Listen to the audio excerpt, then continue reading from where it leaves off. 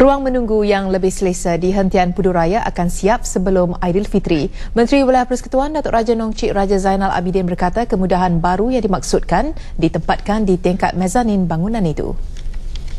Siap pada tahun depan, tetapi kita utamakan perkara-perkara untuk keselesaan penumpang, passengers comfort di kawasan yang kita melawat tadi supaya siap sebelum Hari Raya Puasa.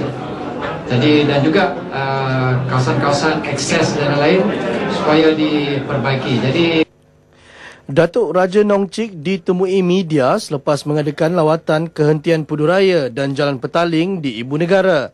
Tingkat mezanin iaitu tingkat tengah bangunan itu akan dilengkapi kemudahan pendingin hawa, lift, deretan gerai kecil dan ruang pencahayaan semula jadi.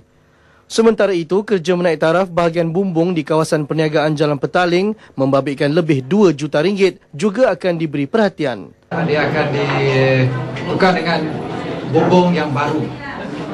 Dan kedua, kita akan di tiap-tiap gerai itu mereka akan ikut spesifikasi bumbung-bumbung ikut kaedah yang dibenar oleh DBKL yang lebih cantik lah daripada.